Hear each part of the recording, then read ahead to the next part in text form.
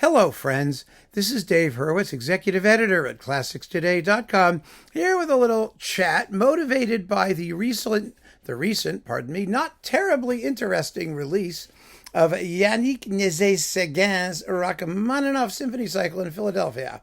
The point I want to make is this. Stop doing complete cycles. Enough with the complete cycles. It's a bad idea. I mean, let's first talk about Nézet-Séguin for a minute, and then we'll see where we are with it. What is he good at? What does he really do? What are the composers he feels most strongly about? So far, we have a partial cycle that's pretty excellent of Sibelius symphonies. It's very good. He's done a Beethoven cycle, which was nothing special. He's done a Schumann cycle, which was nothing special. He's done this Rachmaninoff cycle, which is nothing special. When do we get to hear the thing that really turns him on and fires him up, assuming he has the talent to get fired up about anything, which I think he does? I don't know. I really don't know. But the way to find out is not to do a group, a chunk of music, or in a short period of time. For example, he did the Rachmaninoff first a year ago or a couple of years ago. Then he's done 2 and 3 now. So that's it. Rachmaninoff symphonies, Isle of the Dead, symphonic dances. You're covered for Rachmaninoff. And he's done, of course, the piano concertos. And it's all because he's in Philadelphia. It's not because he has any particular affinity for Rachmaninoff. It's because he's in Philly. It's a mistake.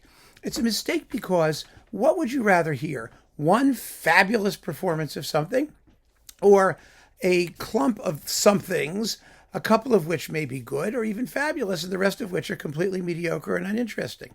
First of all, it damages his career, his reputation as an artist, as a performing artist, to do substandard work, number one. Number two, who wants to pay for a pile of junk?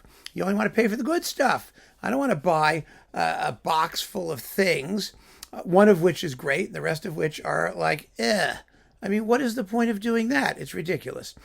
And finally, last but not least, how do these people respond to input, criticism, God forbid, sales, God forbid?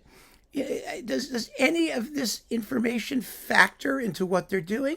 I mean, Eugene Ormandy did a Rachmaninoff symphony cycle in Philadelphia. He was there for 1,000,000 years. He did the second symphony twice. He did the others once. And that was it. And he did it over like a decade or decades, because he recorded the second for RCA and for Sony. But the point is, he wasn't in a rush. He didn't feel that he had to do all 3 symphonies at once. Eventually, once they were all done, they got collected or boxed up or assembled. And that's fine. It's the same thing with Beethoven or Brahms or any of these people. Why are they in such a hurry to do everything at the same time? I think it's just awful. You're stuck from that point. You've put your foot down in that repertoire, and there it is, an indigestible lump for the foreseeable future. And we have to simply take it as a whole. I can't get over the fact that people do Beethoven cycles at the drop of a hat.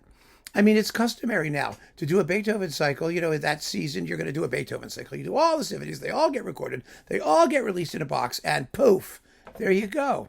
I mean, other conductors, they took years to do Beethoven cycles. They took their time. That's interesting. They took their time.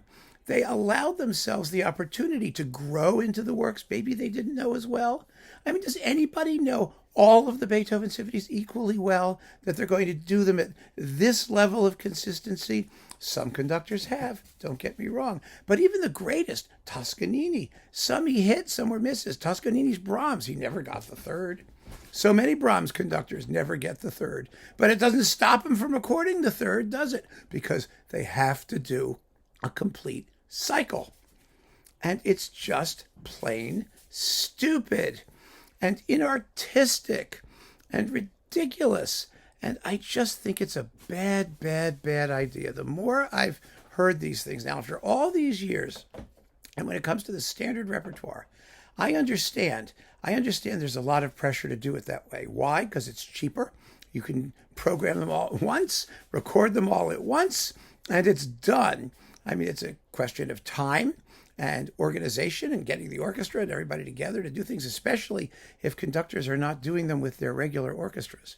Because you have to remember, I mean, nowadays, if you look, for example, at Andres Nelson's Beethoven cycle of Vienna, Vienna is like the orchestra you hire when you want a Beethoven cycle.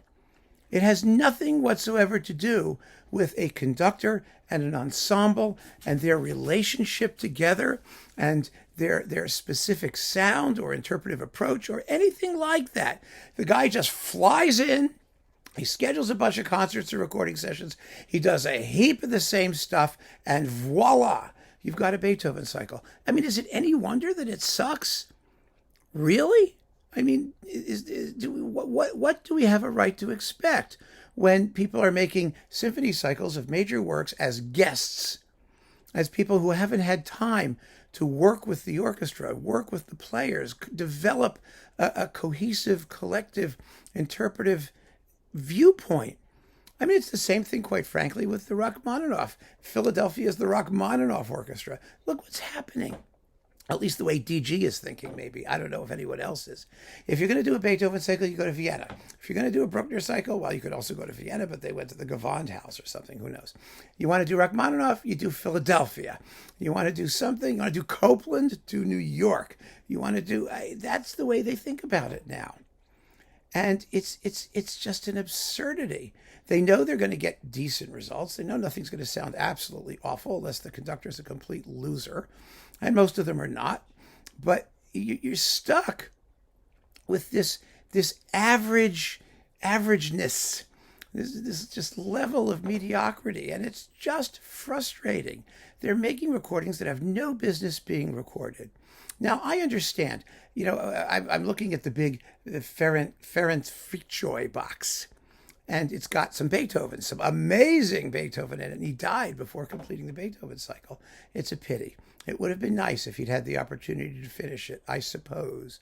But I would rather have what he did, and he was very ill, remember, towards the end, than have some great what he did and then disappointing other stuff because he was too sick or he didn't feel the works. I mean, Karajan is a wonderful case in point. He recorded this stuff at the drop of a hat. What do you do, 5 Beethoven cycles? Who knows? He never got the Pastoral Symphony. Never! He didn't care for it. But he recorded it over and over and over and over and over and over and over and over and over.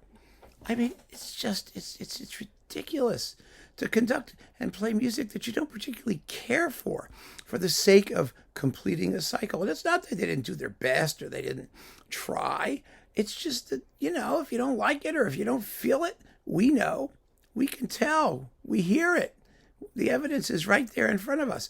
And so I just want to make the point. I don't know if anyone's listening, but if you're a young conductor, if you're out there, don't fall into that trap. Make one stunning recording, one really great recording, and then let it rest and see if after a little time you may want to do another and then another.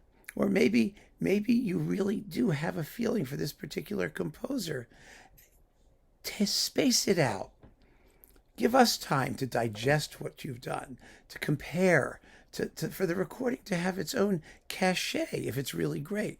I'll give you another example before we sign off, because you get the point and there's no reason to belabor it. Sinopoli, remember him? He did a Mahler 5 with the Philharmonia. It's a really good Mahler 5. It was a big surprise to everybody. Everybody was very happy with it. Well, because he did a really good Mahler 5, they said, oh, do all the rest of them. Well, most of the rest of them were pretty dreadful. They really were. I mean, some of them were really dreadful.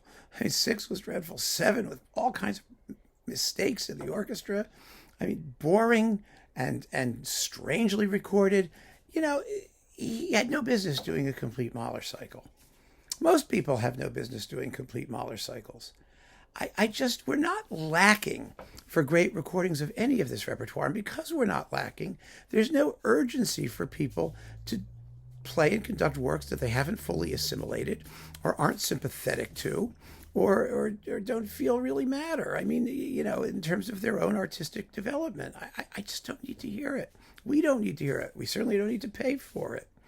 And it's going to only get worse because conductors run around do these things as guest conductors with orchestras. The orchestras publish the recordings. Everyone does. They show up on YouTube like this. There's no control anymore. It's just stuff. They're throwing everything against the wall to see what sticks. And boy, is that a bad way to promote music and to show your love and affinity and dedication to the cause of great music making. It's just not there.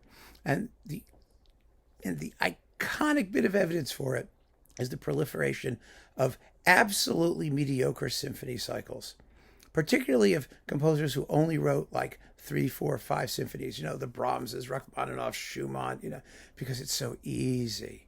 Even Sibelius, Klaus Mechela's Sibelius.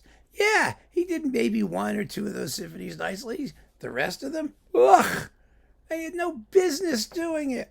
I've said that already 20 times in this video, and so I'm not going to say it again. You get the point. Maybe somebody else will. No, nobody's listening to us. They don't care. But we need to make it nonetheless, because in 9,376, when somebody watches this video, they may be interested in what the musical culture of the 21st century was. And this is part of it. Not the happiest bit either. So keep on listening, friends. Thanks for joining me. Take care.